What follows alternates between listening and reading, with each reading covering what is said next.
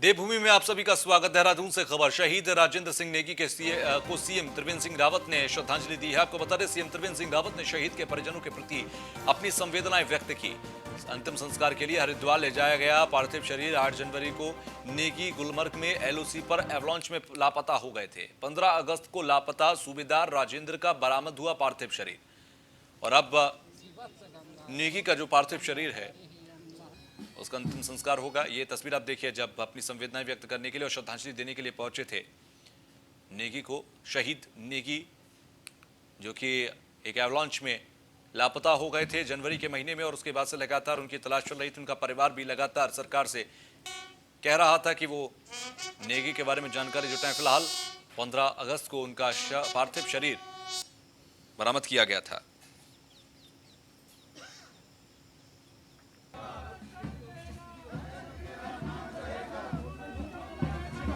तेरा नाम रहेगा,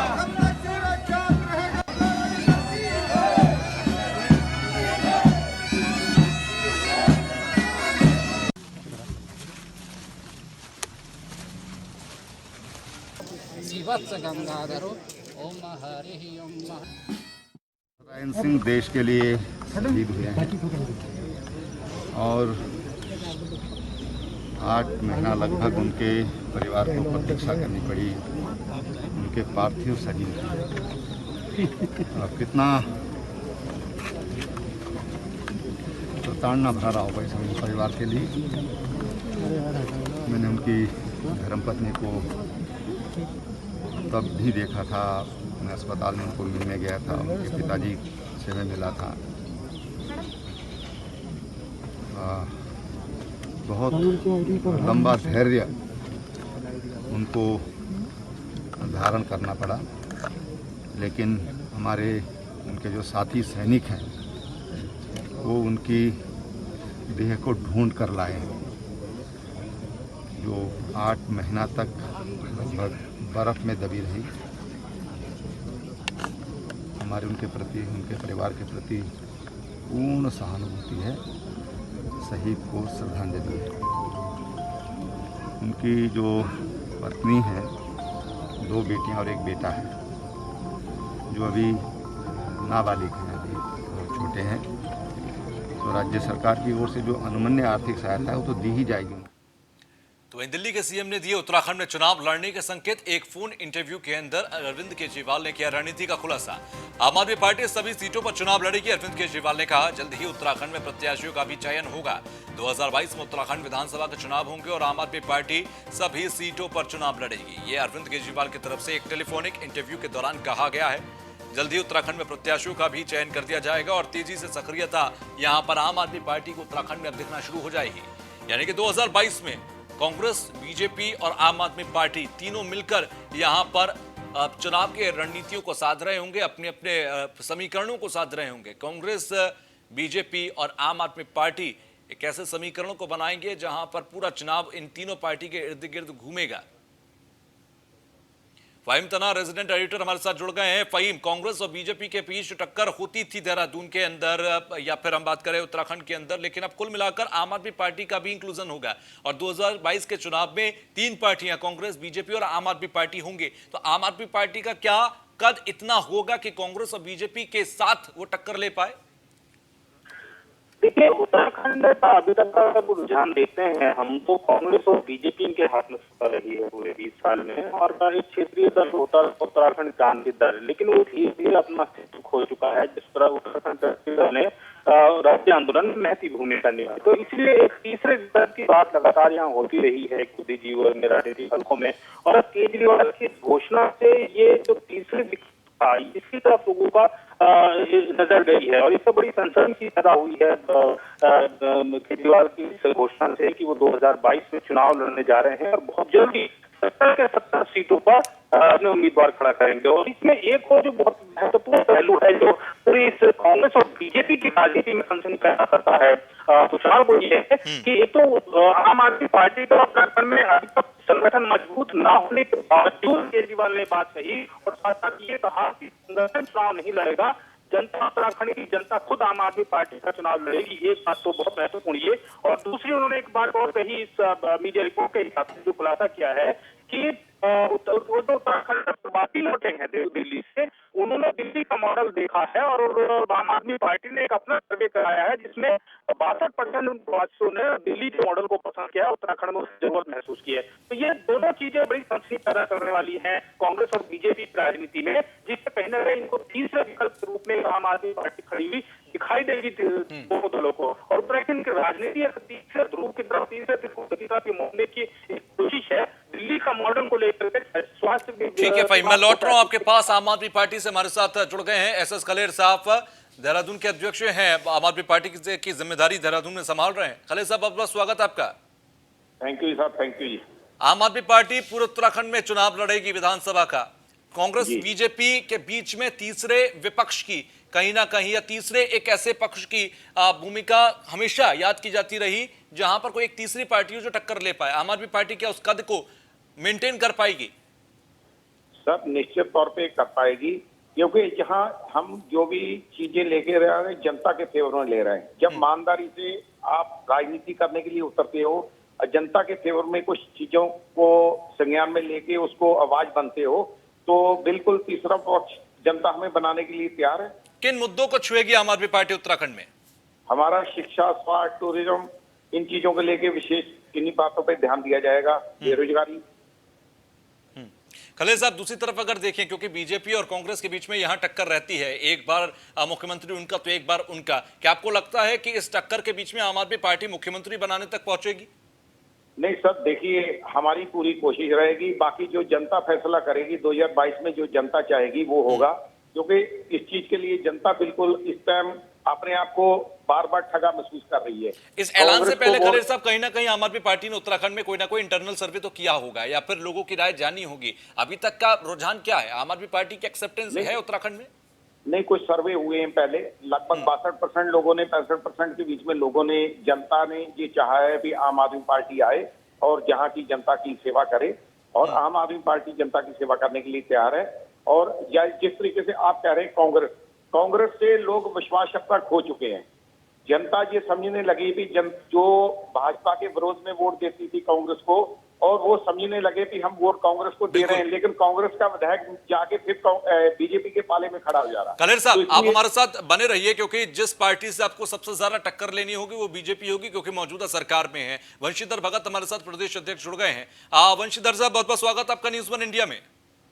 जी, धन्यवाद। भगत साहब, 2022 में आपकी लड़ाई अब आपके साथ भी होगी, यानी कि कांग्रेस के साथ साथ आम आदमी पार्टी भी आपके साथ होगी, जो आपसे टक्कर ले रही होगी। कितनी चुनौती बढ़ेगी आपकी? चुनौती सुलभ हो जाएगी, क्योंकि जो हमारा है भारतीय जनता पार्टी का वोट है, वो दोनों वोटर नहीं है, वो निश्चित रूप से भारतीय जनता पार्टी को वोट देता है, नीति के हिसाब से देता है जी। तो जो कांग्रेस का वोट है या फ्लोटिंग वोट है, वो कोई ले जाए, हमें कोई दिक्कत नहीं है जी। हमको कोई खतरा नहीं है, हमको और सुविधा होगी। मतलब आप ये कहने की कोशिश कर रहे हैं कि जो कांग्रेस का वोट बैंक होगा वो बटेगा और आम आदमी पार्टी की तरफ चला जाएगा, लेकिन जो वोट बैंक बीजेपी का है उसे छू नहीं पाएगी आम आदमी पार्टी। कांग्रेस का वोट चला जाएगा, मैं नहीं कह रहा हूँ, जो भी वोट जाएगा तो दूसरों का जाएगा। भारतीय जनता पार्टी का अपना सॉलिड वोट बैंक है, विचारधारा से जुड़े लोग हैं, तो वो सब लोग भारतीय जनता पार्टी के साथ रहेंगे, कोई पार्टी आ जाए। अच्छा, ठीक है। कलेर साहब हमारे साथ जुड़े हुए हैं, आम आदमी पार्टी की जो जिम्मेदारी संभाल रहे हैं प्रदेश के अंदर। कलेर साहब, बीजेपी के वोट बैंक को छू नहीं पाएंगे, ये कहना है वंशीधर भगत का। ये देखिए, ये चीजें हम नहीं तय करते, ये चीजें जनता तय करती है। और जनता को बीजेपी ने पिछले जो 4 सालों से 3 सालों से लगभग सरकार चला रही है, जनता देख रही है उनको क्या दिया। झूठे वादों के अलावा भाजपा ने कुछ नहीं दिया, इसलिए जनता अब निराश हो चुकी है। जनता का भाजपा और कांग्रेस दोनों से मुंह भंग हो चुका है। यानी कि जनता इस बार आम आदमी पार्टी को चुनेगी। अच्छा वंशीधर साहब, जिन मुद्दों का जिक्र यहाँ पर रोजगार, टूरिज्म और विकास, इनका जिक्र किया है आम आदमी पार्टी ने, शिक्षा, रोजगार और टूरिज्म, इन 3 मुद्दों को सबसे आगे रखेगी। क्या मौजूदा सरकार ने इन 3 क्षेत्रों में ऐसा काम किया जो जनता सरकार पर भरोसा जताए? भारतीय जनता पार्टी ने जो भी काम किए थे घोषणा पत्र में कहे थे सारे काम किए हैं और ऐतिहासिक फैसले केंद्र सरकार ने भी किए हैं जो राष्ट्र के हित में है। और ये यहाँ दिल्ली समझ रहे होंगे, दिल्ली में तो जीएसटी खूब मिल जाती है, मौत कर लेते हैं। यहाँ जीएसटी नहीं मिलती, यहाँ वो नहीं कर सकते तो वहाँ कर रहे हैं, यहाँ ऐसा नहीं चलेगा। तो इसलिए यहाँ इनका आने का कोई मतलब ही नहीं होता। जनता के लिए बात कर रहे, जनता वोट देगी, जनता ही वोट देगी और वो भारतीय जनता पार्टी को दी। ठीक है, चलिए बहुत बहुत शुक्रिया वंशीधर साहब हमसे जुड़ने के लिए, और कलेर साहब आपका भी बहुत बहुत शुक्रिया हमसे जुड़ने के लिए, बातचीत करने के लिए। तो 2022 के चुनाव के दौरान तीन पार्टियां कांग्रेस, बीजेपी, आम आदमी पार्टी मुख्य तौर पर आपस में टक्कर लेती नजर आएंगी। बीजेपी का कहना है कि बीजेपी का जो वोट बैंक है, जो बीजेपी का जनाधार है, वो कोई छू नहीं सकता। तो वहीं आम आदमी पार्टी का कहना है कि जनता तय करेगी कि अब बदलाव चाहिए या नहीं। तो पूर्व प्रधानमंत्री राजीव गांधी की 75वीं जयंती के मौके पर कांग्रेस कार्यकर्ताओं ने उन्हें श्रद्धांजलि अर्पित की। कांग्रेस जिला अध्यक्ष गौरव चौधरी ने उन्हें दूरदृष्टि से परिपूर्ण बताया। आपको बता दें कि राजीव गांधी का जन्म आज ही के दिन 20 अगस्त 1944 को हुआ था। कट्टरपंथियों द्वारा इंदिरा गांधी की हत्या करने के बाद उन्होंने देश की बागडोर संभाली थी। वो देश के 9वें प्रधानमंत्री थे। तो कांग्रेस नेताओं ने अर्पित किया श्रद्धांजलि। पूरे देश में आज राजीव गांधी को श्रद्धासुमन अर्पित किए जा रहे हैं। देश के 9वें प्रधानमंत्री थे राजीव गांधी, और इंदिरा गांधी की हत्या किए जाने के बाद राजीव गांधी ने ही देश की बागडोर संभाली थी। कांग्रेस नेताओं ने आज श्रद्धांजलि अर्पित की है। तो पूर्व पीएम राजीव गांधी का आज ही के दिन जन्म हुआ था। 20 अगस्त 1944 को जन्मे थे राजीव गांधी। यहाँ पे कांग्रेस कार्यकर्ताओं ने नागल बुलंदावाला में एकत्रित होकर राजीव गांधी जी को अपने श्रद्धा सुमन अर्पित किए। और राजीव गांधी जी द्वारा किए गए कार्य, चाहे वो 18 साल की उम्र तक के युवाओं को मत का अधिकार देना हो, पंचायत राज को सशक्त बनाना हो, चाहे वो कंप्यूटरीकरण हो, ऐसे अनेक काम जो उन्होंने किए हैं उनके बारे में एक गोष्ठी की गई, चर्चा की गई। और तो वहीं एमएलए महेश नेगी की बढ़ती जा रही है मुश्किलें। बीजेपी एमएलए महेश नेगी पर महिला के शोषण का आरोप लगा। पीड़ित महिला डीएनए के टेस्ट के लिए अड़ी है और मामले में चुप्पी साधे विधायक ने दर्ज कराया बयान। जांच अधिकारी सीओ सदर के पास पहुंचकर दर्ज कराया बयान। विधायक ने डीजीपी को पत्र लिखकर डीआईजी की शिकायत की। विधायक महेश नेगी ने एक पत्र भी डीजीपी को लिखकर डीआईजी की शिकायत की है। अपने शिकायती पत्र में विधायक ने कहा कि उनकी पत्नी ने महिला के खिलाफ 5 करोड़ की ब्लैकमेलिंग का मुकदमा दर्ज कराया था, लेकिन उसकी गिरफ्तारी नहीं हुई। साथ ही अपने पत्र में विधायक ने यह भी कहा कि स्वास्थ्य ठीक न होने के चलते बयान दर्ज नहीं करा रहे थे, लेकिन डीआईजी ने उन्हें जबरन उठवा लेने की बात कही थी।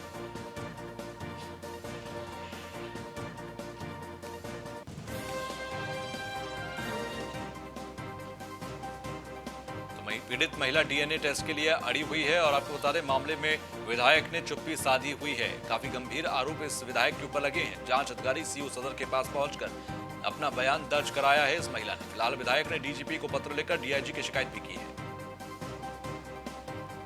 तो एमएलए महेश नेगी की मुश्किलें बढ़ती जा रही हैं। आपको बता दें कि पीड़िता ने डीएनए टेस्ट कराने की बात कही है कि डीएनए टेस्ट करा लिया जाए।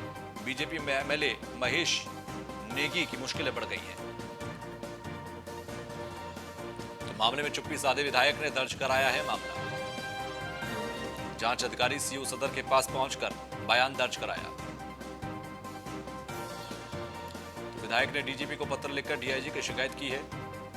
एमएलए महेश नेगी की मुश्किलें बढ़ती जा रही हैं।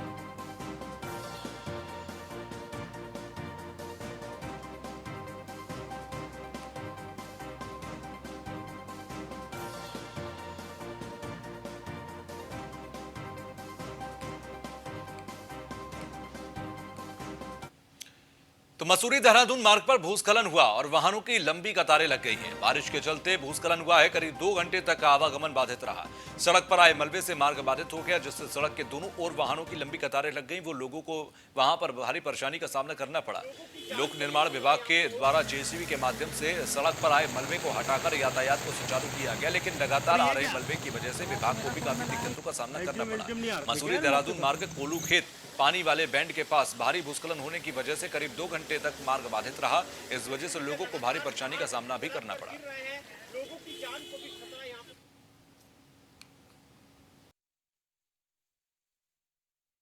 जी, इसमें जो हमें सूचना प्राप्त हुई है उसमें पता चला कि कोलू खेत बैंड पे ऊपर से मलबा आ रहा था और ये जो एरिया है पहले से भी स्लाइड प्रोन रहा है। तो इसके लिए जो भी अधिकारी हैं उनको निर्देशित कर दिया गया है, वो मौके पर हैं और जो मशीनें हैं वो लगातार रास्ता साफ करने का काम कर रही हैं। जी करीब 2 घंटे बाधित रहा आवागमन मसूरी से। आपको बता दें, ये तस्वीर आप देखिए किस तरीके से यहाँ पर लगातार भूस्खलन होता रहा, पहाड़ से मलबा खिसकता रहा और जेसीबी के जरिए यहाँ से रास्ता क्लियर किया गया। 2 से 3 घंटे तक यहाँ पर आवागमन बाधित रहा था। तो फिलहाल आपको बता दें कि मसूरी देहरादून मार्ग पर आवागमन बाधित रहा, वाहनों की लंबी लंबी कतारें लगी रहीं और 2 घंटे बाद यहाँ पर रास्ते को सुगम किया जा सका। संवाददाता सुनील सोनकर हमारे साथ जुड़ गए हैं। सुनील, अभी स्थिति क्या है मौके पर?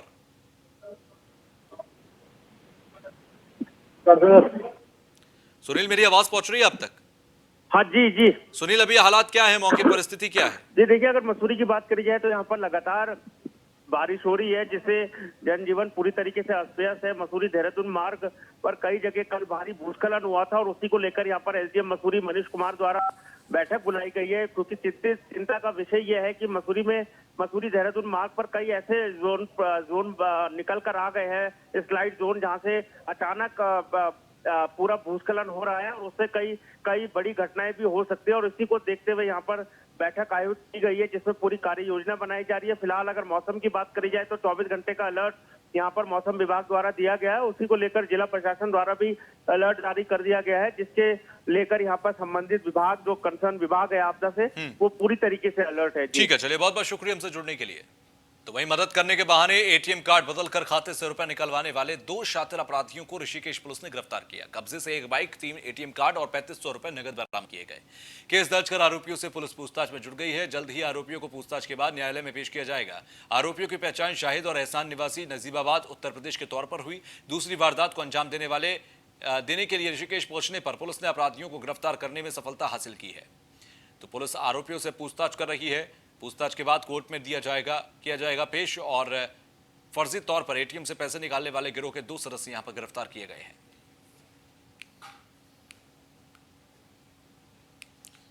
तो ऋषिकेश से खबर है, जहां पर पूछताछ के बाद कोर्ट में पेश किया जाएगा। एटीएम कार्ड से फर्जी तरीके से पैसे निकालने के आरोपी हैं। कब्जे से बाइक, 3 एटीएम कार्ड भी बरामद किए गए। पुलिस आरोपियों से फिलहाल पूछताछ कर रही है। ये हमारा पीएनबी का एटीएम है, हमारा हरिद्वार देहरादून रोड पे। तो इसमें किसी महिला गई थी, तो महिला से इन्होंने एटीएम चेंज कर दिया था और फिर एटीएम का यूज करके इन अभियुक्तों ने अलग अलग जगहों से उसके 48,000 रुपये निकाल लिए थे। और इसके संबंध में फिर हमारे वरिष्ठ अधिकारियों के निर्देशन में पुलिस द्वारा टीम गठित की गई। हमने फिर वो कैमरे जो हमारे एटीएम के थे वो कैमरे देखे और उसके आसपास के कैमरे देखे, तो उसमें हमें 2 लड़के दिखाई दिए थे बाइक पे। और फिर कुछ हमें आगे जब हमारी जांच पड़ताल चली तो इस पर फिर हमने कुछ सर्विलांस पर लगाए और कैमरों को किया। तो कल दोबारा फिर हमें सूचना मिली कि ये लोग फिर दोबारा घटना करना रहे। तो कल फिर उसी घटना में प्रयुक्त जो इनकी मोटरसाइकिल थी उसे समेत हमने कल शाम को एक कैनाल गेट के पास इन लोगों को पकड़ लिया।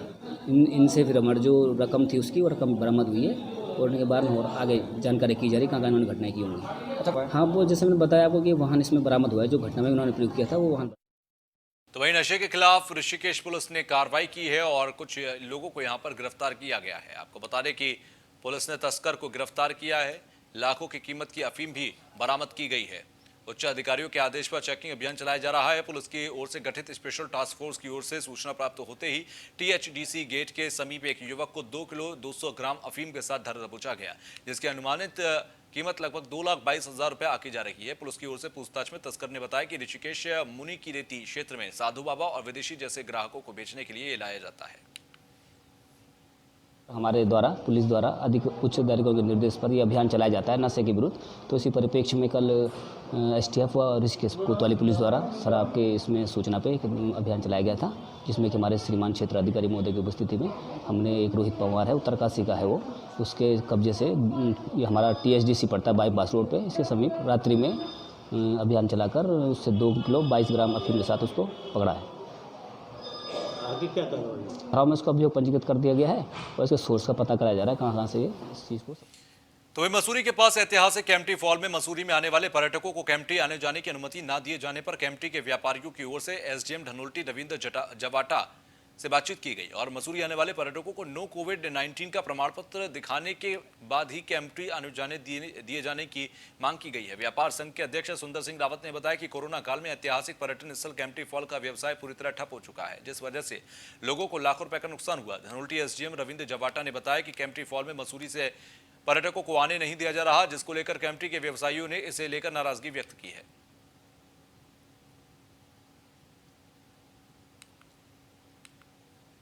तो वहीं केदार घाटी में बारिश से आम जनजीवन अस्त व्यस्त हो गया। मंदाकिनी नदी के अलावा अन्य नदी नाले भी उफान पर हैं। मंगलवार को रात में हुई बारिश के बाद केदार घाटी का गवरी गदेरा उफान पर आ गया और गदेरे किनारे स्थित लैंक कंपनी की कई मशीनों को अपने साथ बहा कर ले गया। कंपनी के पावर हाउस को जोड़ने वाली सड़क भी 1 किलोमीटर तक आपदा में बह गई है। हालांकि कंपनी का कार्य पिछले 3 सालों से बंद है और मशीनें प्रोजेक्ट साइट पर खड़ी थी।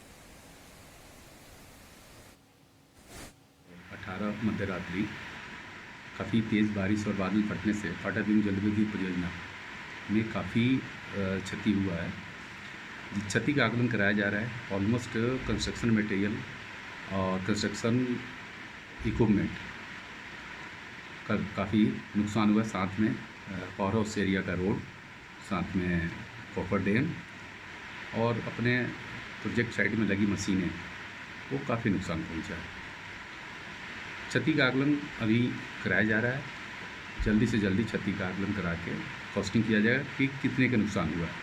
लगभग 5 से 10 करोड़ के बीच में नुकसान होने का अनुमान है। एक्यूरेट आकलन तभी पता चलेगा जब एक्चुअल कॉस्टिंग की जाएगी, तभी पता कराया जा सकता है। अभी काफ़ी बारिश हो रही है, साथ साथ रोड ब्लॉकेज है, तो अभी प्रोजेक्ट साइट पे जाना ज़्यादा संभव नहीं हो पा रहा है। जैसे बारिश कम होगी और रोड ब्लॉकेज खुलते हैं तो क्षति का